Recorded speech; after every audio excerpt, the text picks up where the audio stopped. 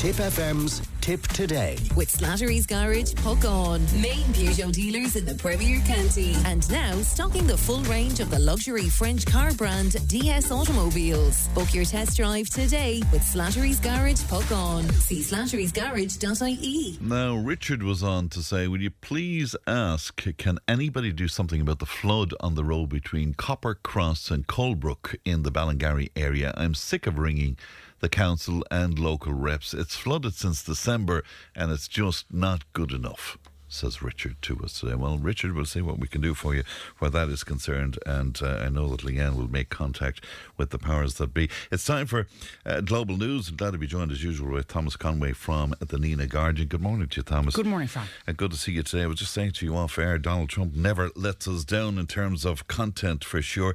The Supreme Court rebuke, it was incredible, really, wasn't it? A bombshell ruling, yes. A real blow to President Trump's authority in terms of, obviously in terms of his tariff rollout, but also in terms of how he executes his own foreign policy. Remember, he has used tariffs as a weapon in many ways. True executive power, is that how you would describe True executive power, and that was what this Supreme Court rebuke was all about. It ruled by a majority of 6-3, so a couple of justices appointed by President Trump actually voted against him in that regard, and he castigated them on Friday in a press conference. He spoke very disrespectfully. I would not say it went down well at all amongst the Supreme Court. But anyway, a 6-3 ruling against Trump, which asserted that he would not be able to use this 1970s era's law, IEPA, the International Emergency Economic Powers Act. And that was the provision which he was using in the Constitution, in the legal framework, which he was using to impose the tariffs.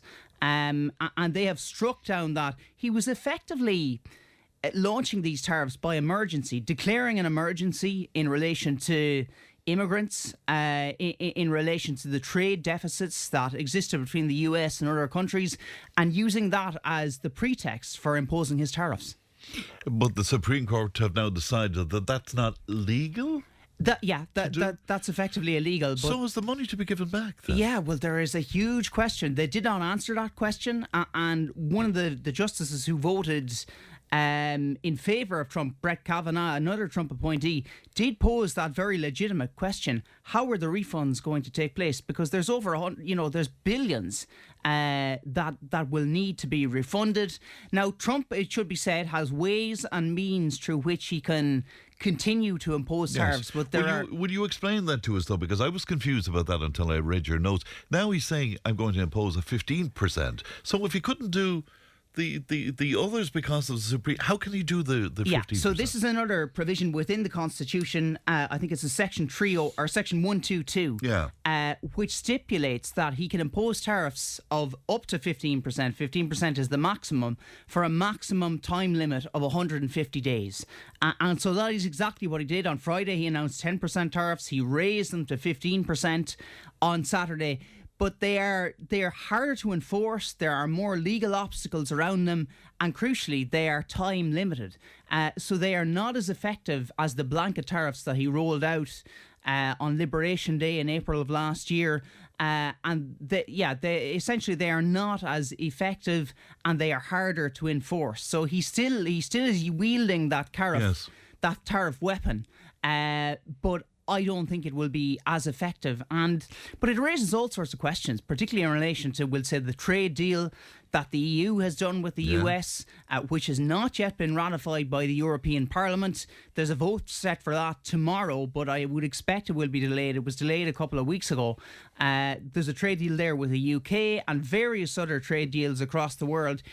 It raises in a very interesting prospect. Are they 10% trade deals? The UK is they're 10%. So I think the European Union one is, I'm subject to correction. Is higher, isn't it? Yeah. Yes.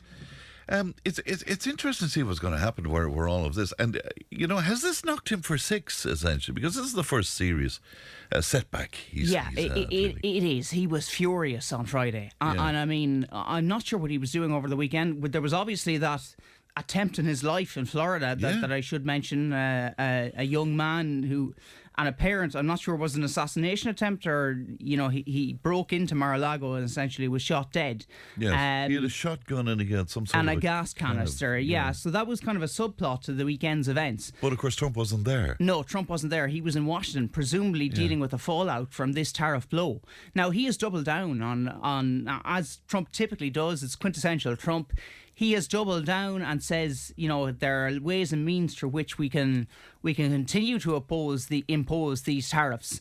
But there is no doubting it. It's a considerable blow to his agenda. What are the markets saying? What's the market reaction? The markets have reacted cautiously. The dollar is down slightly. The one thing that this does to the markets and to the economic environment more generally is it creates even more uncertainty. And Friedrich Merz, the German Chancellor, pointed that out over the course of the weekend. He said this just creates more uncertainty for businesses. Merz himself is set to head to Washington over the course of the next few weeks, for a meeting with Donald Trump, and I would guess that he will emphasise that we need certainty here.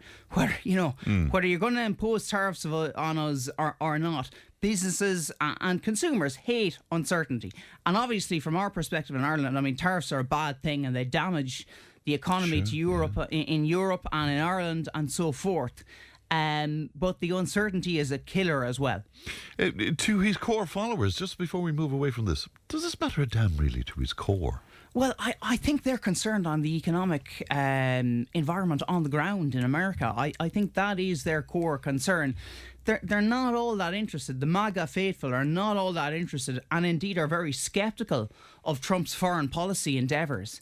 And you have senior, MAGA Republicans like Marjorie Taylor Greene who have actively fallen out with Trump. Now, it will be interesting to see how, Congress reacts to this. Another mechanism he could use is he could go through Congress, but it's very unlikely he's going to find it difficult to get a route to pass the tariffs through Capitol Hill, I would imagine. To Vladimir Putin, then, and winning the war or not winning the war, but also fearing peace and the fallout of peace, funnily enough. Yeah, it's an interesting question. We're coming up on the 4th anniversary tomorrow. The war in Ukraine about to enter its 5th year. That's longer than Russia's Great Patriotic War, which was our World War II. By a long shot. By a long shot, that was 1941 to 45 or whenever. So that just outlines the scale of this war and what it has done. He calls it a special military operation. I was reading and listening to a number of kind of podcasts and research articles on kind of life inside Russia over the course of the past week. And it's bleak enough. The economy hasn't collapsed, but the outlook is fairly grim. Oil prices aren't as lucrative.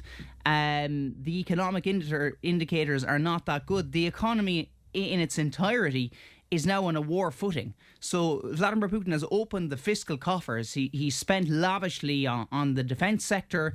And you have a paradox in which certain kind of towns with maybe defence manufacturers in them, big defence companies, are actually thriving. And then other places are suffering dearly, having lost, huge numbers of men as a result of casualties on the front line. The casualties are, off the charts in this war. It's a very sad situation. But the reason I think Vladimir Putin fears peace, there are all sorts of problems, and they're well documented when a war ends. How you, number one, adjust the economy because it's been on a war footing. How do you, fight off recession and transition back to normal? Number two, can you imagine the prospect of a load of these traumatised troops returning from the front lines to towns and villages? There's evidence in the past, Russia, after the Soviet Union fought in Afghanistan, veterans returning from the front lines, all sorts of antisocial problems. The murder rate goes up.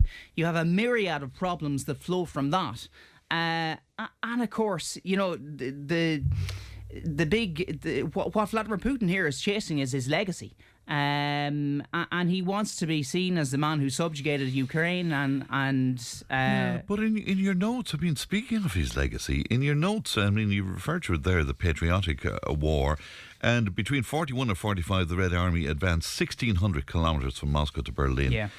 In the longest war, which is this current war, they advanced just 60 kilometres, the distance from Washington to Baltimore. So Yeah. it's tiny by comparison. It's tiny here to Limerick. So is that viewed as a military failure? I think by any objective account, if you were to look at it from a military dimension, it is a complete failure.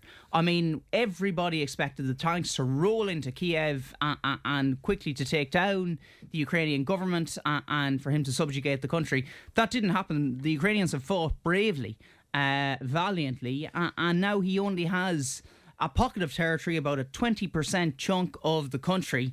It's still too much in my view, but he's bidding to take the rest of the Donbass, essentially. And he wants parts of that territory that Ukraine currently holds. And it's an important part of territory in the Donbass in the east of the country. It's well fortified. If Russia were to take it, it would set them up for perhaps a future attack. But yeah, from a military perspective, I mean, I don't know how you could characterize this as anything other than a failure. And I'm surprised there hasn't been more dissent within Russia against Vladimir Putin. Well, I was going to ask you about that. Is anybody waiting in the wings for this failure? Not that I can see. Yeah. And I do follow, I've kept track of a lot of journalists inside Russia and they all say, no, there is no successor waiting in the rings. I mean, Putin is up in his 70s now. He's in his early to mid 70s. He's only going to live for so long. And I've seen polls, of when this war will end. Some people speculate, will it end when Vladimir Putin finally dies? Will it take that long? Or will there be some sort of peace settlement this year, perhaps? Mr. Trump is obviously eager to end it. He's putting pressure, probably more so on Ukraine than Russia. Yeah. But I mean, Vladimir Zelensky looks defiant. He gave an interview to the BBC yesterday in which he said World War III has already started. He is completely defiant in the face of Russian aggression. There's the whole question of European funding to Ukraine. I note that Hungary has tried to block that €90 billion loan over the past 24 hours, Hungary and Slovakia. So there are fractures there as well. But I think, I think Ukraine, I think it will trundle on for the time being unless Trump puts sufficient pressure on both powers this year. And is the army still behind Putin? Is the army very much behind? From what I can see, it probably is. And I suppose one of the reasons, the army, it's hard to know because whereas the Ukraine army is fighting for their country, the Russian army, a lot of them are fighting for money. I mean, there are lucrative handouts. They call it coffin money, which is an awful term. But, I mean, you have these troops or these young men in the far corners of eastern Russia who get the prospect of maybe a mortgage on their house, and they trade off the risk of dying on the front lines with going to war for the money. So there is an open question there, but I can detect no uprising against Putin. I think that ended when Yevgeny Prigozhin, the Wagner mercenary chief, died a number of years ago. I think that prospect died with him. All right, will you let me take a break? We'll be back with more from Thomas in just a few moments' time. Tipp FM's Tipp Today. With Slattery's Garage Puck On. Now is the time to pick up your next van. From the award-winning Peugeot Partner van to the Expert and the load-lugging Boxer van. We have big vans, high roof vans, long wheelbase vans. You'll find them all at Slattery's Garage Puck On. See slatterysgarage.ie. Join the conversation in Tipperary. Contact us through Facebook, Twitter, or email tiptoday@tippfm.com. Welcome back. We're still talking global news with Thomas Conway. Thomas, the other thing we're going to discuss today, the Gulf's most powerful countries are at odds with each other. This might surprise people. Yeah, this is really interesting because when you think the Middle East these days, you think Israel, you think Iran, and all the trouble that is brewing down there. Yeah. But apparently there is a massive feud, a diplomatic feud between Saudi Arabia and the UAE, and it has, I suppose, roots in some of the various conflicts across both the Middle East and Africa. But just to give you a bit of the background, Saudi and the United Arab Emirates are, up to a few years ago, they were long-time allies, both friends of the United States, two of the most powerful economies in the Gulf, albeit very different populations. But there was a falling out a couple of years ago. So they went into the war in Yemen together to fight against the Iran-backed Houthi militia. And for a while that was going relatively okay. There was then falling out, kind of a spat. And the reason is Saudi Arabia has kind of shown a tendency under their leader, Crown Prince Mohammed bin Salman, to back Islamist insurgent factions or militias, political Islam, as they call it. Now, the UAE, led by a man called President Mohammed bin Zayed, they call him MBZ, they call Mohammed bin Salman MBS, and this guy is MBZ. But Mohammed bin Zayed and the UAE despise political Islam. They see it as a complete threat. And that really was the backdrop to why they fell out in relation to Yemen. So there was a huge schism in relation to the war in Yemen, but it's not the only one. The Sudanese civil war was a major point of contention between them, and that, Sudan tipped into civil war in 2023. The Saudis backed the Sudanese armed forces, so the Sudanese National Army.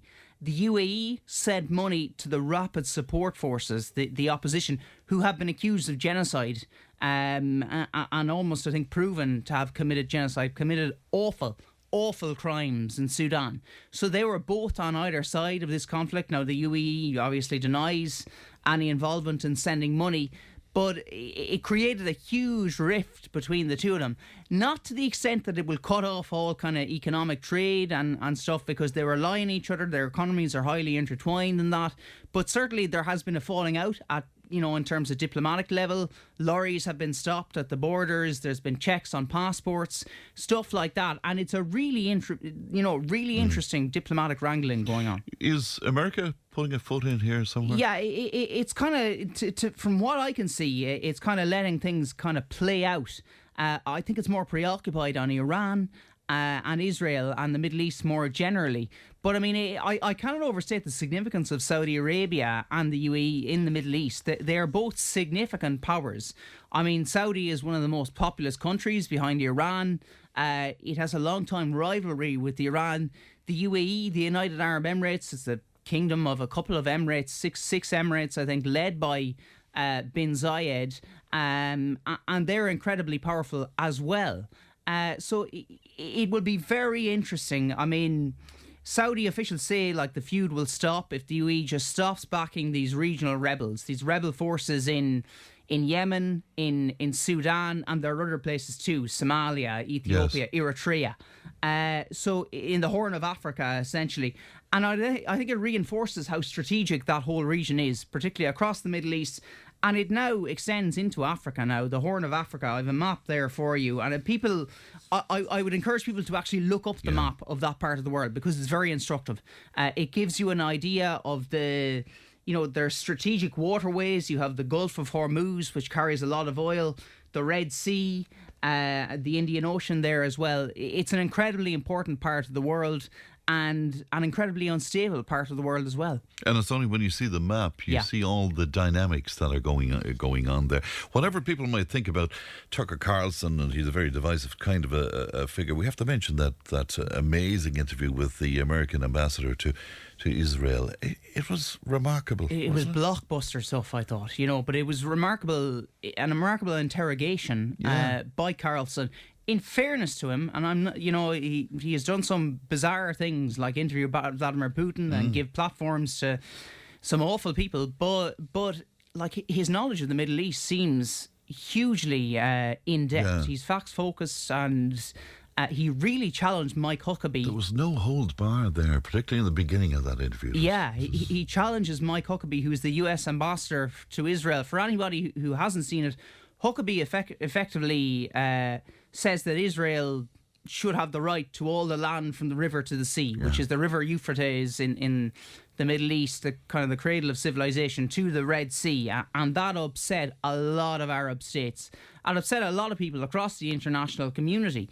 And it just points, it raises the question, what is governing America's foreign policy towards Israel? Is it, like in the case of Mike Huckabee, kind of biblical testaments? But did it appear to you that the Israelis have more jurisdiction over Mike Huckabee than the Americans? Yeah, almost? And he's supposed to be the US ambassador. This is the former governor of Arkansas. His daughter, Sarah Huckabee Sanders, she's Trump's former press secretary from the first term. She's the current governor of Arkansas. So Mike Huckabee is an American, but he's doing the Israelis' bidding. Yeah. I couldn't believe it. And it's worth mentioning, Ireland comes up. Ireland actually came up because it's a 2-hour, 40-minute interview I was watching it in segments. Carlson has it broken down very well on Twitter or on X. You can click into each part of it.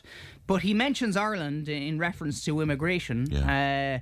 He's not afraid to talk about anything, really. Well, I'll say, whatever people think about Tucker Carlson, it really is worth. Oh, it's worth watching. What's happening in Israel? So, Mr. Trump, is he considering strikes in Iran, do you think? I mean, the build-up is there, isn't it? The build-up. It's the biggest build-up in any part of the world, military build-up in a number of decades. Apparently, the USS Gerald Ford, which is the world's largest airship carrier, is steaming through the Mediterranean as we speak. It passed Gibraltar over the weekend, and it's heading towards the Middle East, towards the Gulf. Now, they say mid-March is the point at which all the resources will be in place, and therefore the perfect time to launch an attack. There are talks in Oman, in another Middle Eastern state, this coming Thursday between a US delegation and an Iranian delegation. Witkoff was interviewed yesterday, and he said that Trump was curious, and I'm quoting him, as to why Iran hasn't backed down. It's going to be very interesting. I mean, is this all about the Israelis, though? Yeah, I think Israel has a major influence. And I mean, initially Israel was not too keen on a strike, and the thinking changed once American military assets were moved to the region. And we've just discussed it, how influential Israel is when it comes to US foreign policy in the Middle East. I still kind of think he'll go for it. It's incredible. We have to mention Andrew Mountbatten Windsor and all that's been going on. Yeah. It's a remarkable story. Yeah, it's more than ignominious now at this stage. It's an awful... And I mean, I suppose the victims, it is a little bit of, to see him being arrested will give something to the victims. But I see another news Well, of course, alert. the arrest has nothing to do with the victims. No, it's to do with his workers' trade. Treason, I suppose. Yeah, and that's the allegation being levelled. But very serious allegations. And, I saw... In fairness to Prince William and members of the royal family were out and about yesterday. He was at the BAFTAs. Yeah. She was at the rugby. Princess Kate.